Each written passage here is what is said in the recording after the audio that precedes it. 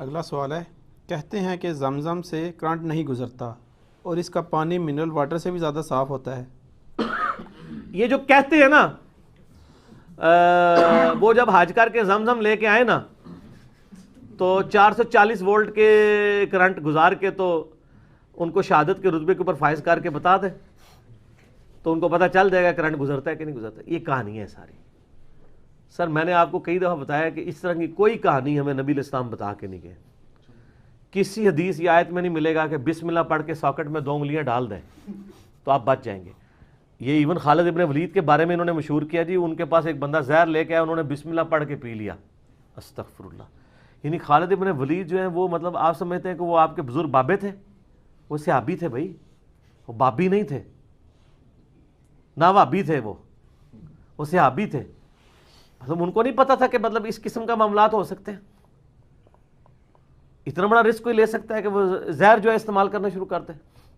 ورنہ آپ پھکی دیکھ لیں، صحیح بخاری میں حدیث موجود ہے، ایک یہودیہ نے نبی علیہ السلام کی دعوت کی اور اس نے گوشت کے اندر بکری کا گوشت بنایا، اس میں زہر ڈال دیا، اور جب نبی علیہ السلام نے وہ گوشت کا ٹکڑا اپنی زبان پہ رکھا نا تو اس ٹکڑے میں سے نبی علیہ السلام کو معجزانہ طور پہ آواز آئی، یا رسول اللہ مجھے نہ کھائیں، میرے اندر زہر ہے۔ تو آپ نے وہ تھوک دیا، لیکن کچھ اصحاب وہ کھا چکے تھے، ان میں سے کچھ شہید بھی ہو گئے کھانے کی وجہ سے۔ ابو داؤد میں پوری ڈیٹیل موجود ہے۔ یہ پچھلے دنوں میرا کلپ بھی چڑھا ہے، کیا نبی علیہ السلام بھی شہید ہوئے تھے، اس میں نے یہ حدیثیں بیان کی ہیں۔ اور صحیح بخاری میں حدیث ہے، اما عائشہ کہتی ہیں کہ نبی علیہ السلام فرماتے تھے کہ 4 سال پہلے خیبر کے موقع پہ جو مجھے زہر دیا گیا تھا آج بھی میری رگیں گاٹ رہا ہے۔ وہ زہر کا اثر واپس آیا اور نبی علیہ السلام اس اثر کی وجہ سے فوت ہوئے۔ آنری طور پہ آپ کو شہادت کے رتبے پہ اللہ نے فائز کر دیا۔ باقی ڈیٹیلز اس کلپ میں آپ دیکھ لیں۔ کیا نبی علیہ السلام بھی شہید ہوئے تھے؟ یہ آپ کلپ دیکھ لیں یوٹیوب پہ تو آپ کو ڈیٹیلز مل جائیں گی۔ نبی علیہ السلام نے تو زہر جب کھایا ہے اور وہ بوٹی بولی ہے تو آپ نے بغیر بسم اللہ کے کھایا تھا؟ ہائے ہائے ہائے ہائے، انجینئرنگ ہو گئی نا سر۔ اور خالد ابن ولید بسم اللہ پڑھ کے کھا لے تو بچ جائے، اللہ کا نبی کھائے تو وہ زہر اثر کر جائے؟ جھوٹے ہو نا۔ پرانے بابے، پرانے بزرگ، پرانی کہانیاں، پرانے فرقے۔ اور نواں دور آ گیا جس میں گلی گلی سے آواز آ رہی ہے، نہ میں وابی نہ میں بابی، میں ہوں مسلم علمی کتابی۔ یہ کتنی بڑی کتابی بات میں نے کی ہے کہ صحیح بخاری میں موجود ہے کہ نبی علیہ السلام کے اوپر اس زہر کا اثر ہوا، آپ کے صحابہ شہید ہو گئے۔ بسم اللہ پڑھ کے ہی کھایا تھا نا انہوں نے، یا تے کوئی نبی بغیر بسم اللہ دے کھاندا سی؟ نعوذ باللہ۔ تے ایک کہانی کرائی ہوئی، خالد بن ولید بسم اللہ پڑھ کے پوری بوتل پی کے کچھ بھی نہیں ہویا۔ تسی بھی جڑے بزرگ رکھتے ہو لے آؤ نا، اسی بزرگاں تو جان چھڑائیے، انہوں نے بسم اللہ پڑھ کے زہر دے بھی ہے، بزرگوں تو جان چھڑا لئیے نا سی۔ اور یہ ہوا ہے پریکٹیکلی۔ اس قسم کی بیہودہ باتیں آپ کو کتاب و سنت میں نہیں ملیں گی، لیکن کرسچینٹی چونکہ ٹیمپرڈ فارم میں ہے، وہاں آپ کو یہ کہانیاں ملیں گی۔ ڈاکٹر ذاکر نائک کا جو 2000 کے اندر مناظرہ ہوا تھا ولیم کیمبل کے ساتھ امریکہ میں، وہاں پہ جب کوسچن آنسر سیشن ہوا نا تو ایک مسلمان نا زہر کی شیشی اٹھا کے آ گیا۔ اس نے ولیم کیمبل سے کہا کہ بھئی انجیل کے اندر لکھا ہوا ہے کہ جو جیزس کرائسٹ کا نام لے کے سچے دل کے ساتھ زہر قاتل بھی پی لے تو وہ نہیں بچے گا، تو نہیں مرے گا نہیں وہ، ٹھیک ہے جی۔ تو میں آپ کو یہ پیشکش کرتا ہوں، یہ میں زہر لے کے آئے، وہ ساتھ اس نے شیشی اٹھائی ہوئی تھی، اور شیشی پانی دی بھی ہوندی نا تا بھی کسی نے نہیں پینا، ٹھیک ہے۔ یہ تو کہانیاں ہوندی ہیں نا کرنے والیاں۔ بال اس نے کہا جی کہ میں چاہ رہا ہوں کہ آپ کو اس ٹیسٹ سے گزاروں کیونکہ آپ بہت پریکٹسنگ عیسائی ہیں۔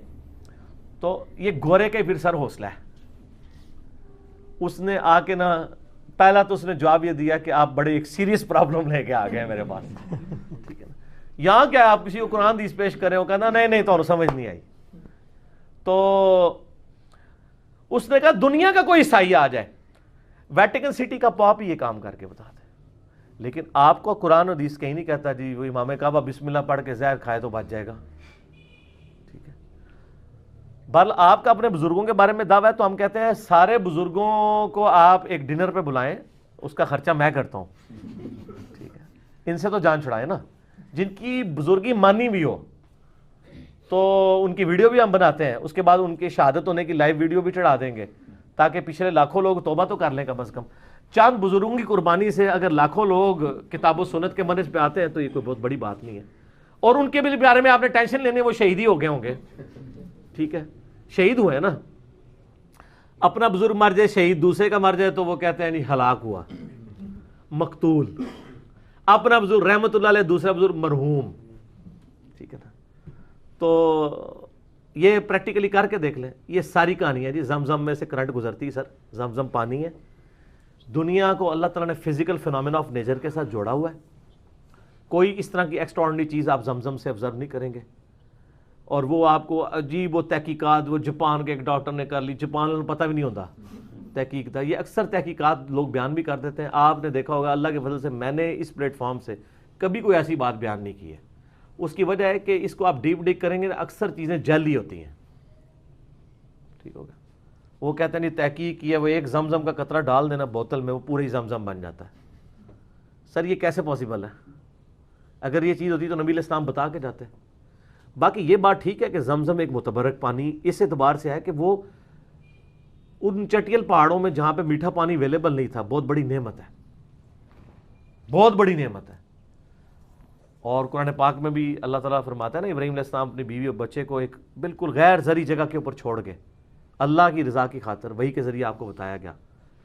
پھر آپ کو تورات میں شروع کا جو چیپٹر ہے کریشن والا، پیدائش والا، اس میں ڈیٹیل ملے گی کہ سیدہ ہاجر لفظ ہے، یہ ہاجرہ نہیں ہے، ہاجر، جیم کے اوپر زبر ہے اور ہے نہیں ہے اینڈ پہ، سیدہ ہاجر کو چھوڑ گئے اور سیدنا اسماعیل وہاں پہ پیدا ہوئے۔ پھر صفا مروہ والا بھی معاملہ، یہ ڈیٹیلز آپ کو ملیں گی۔ قرآن پاک میں تو اس کی ڈیٹیل اس طرح نہیں ملتی، بخاری میں تھوڑا سا ذکر آتا ہے زمزم کا، باقی ڈیٹیل آپ کو تورات میں ملیں گی کہ وہ اللہ تعالیٰ نے زمین میں چشمہ جاری کر دیا وہاں پہ ان کے لیے، تو وہ ایک متبرک پانی ہے۔ اور انہوں نے پھر زمزم فرمایا تھا، بخاری میں آتا ہے نا، انہوں نے کہا زمزم، اور وہ رک گیا، ورنہ پانی پانی وہاں پہ ہو جاتا ہے زمین میں سے، یعنی وہ چشمہ پھوٹا۔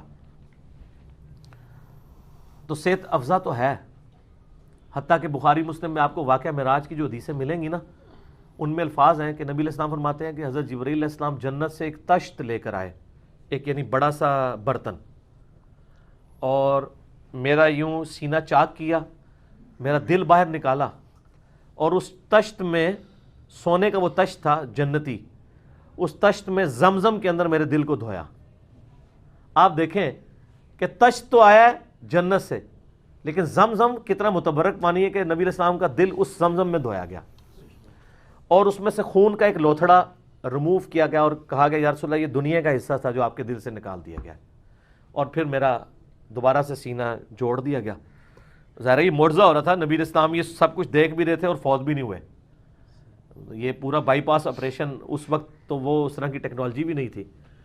اور صحیح بخاری مسلم میں آتا ہے، صحابہ کرام کہتے ہیں ہم نے آپ کے سینے کے اوپر باقاعدہ سلائی کے نشان بھی دیکھے تھے، وہ جو آپ کا سینہ چاک کیا گیا تھا۔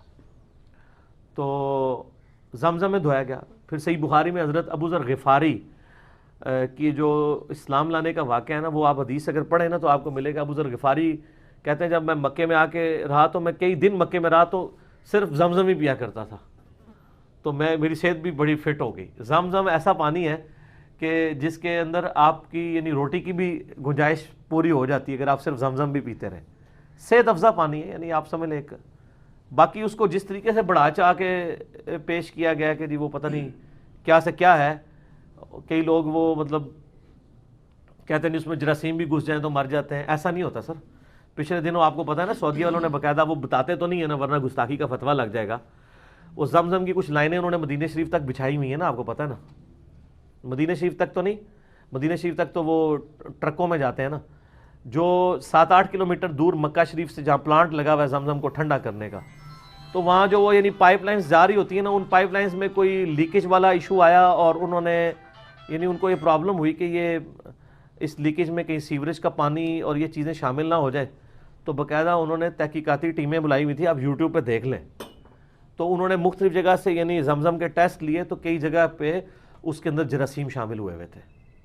ظاہر سیوریج کا پانی آپ ڈال دیں گے، اگر آپ کہتے ہیں کوئی فرق نہیں پڑتا تو لیں اپنے بزرگوں کو، ہم زمزم کے پانی کے اندر آپ کو جراثیم والا پانی ڈال کے دیتے ہیں، اس کے بعد ہیضہ ہو جائے، آپ کا پیٹ خراب ہو جائے تو آپ نے گلا نہیں کرنا۔ کیوں کہانیاں کراتے ہیں؟ اس طرح نہیں ہوتا۔ تو لیکن وہ ایک اس کو روحانی پھر وہ وجہ بنا لیں گے کہ جناب زمزم کے اندر جراثیم کیسے شامل ہو گئے ہیں۔ بھئی کس آیت اور حدیث میں لکھا ہے کہ زمزم کے اندر جراثیم نہیں ہو سکتے؟ یا زمزم کے اندر آپ گٹر کا پانی ملا دیں گے تو کوئی فرق نہیں پڑے گا، یا زمزم کے اندر کوئی پیشاب ملا دے گا تو وہ زمزم بھی پاک ہی رہے گا، اے جی اے پھکی آئی جائے۔ اگر ایڈا متبرک پانی ہے تو پیشاب پانے نال پھر متبرک ہی رہنا چاہیے۔ اس طرح نہیں ہوتا، آپ غلو نہ کریں کسی معاملے کے اندر۔ اچھا پانی ہے لیکن کرنٹ بھی مارے گا سر، رسک نہ لینا۔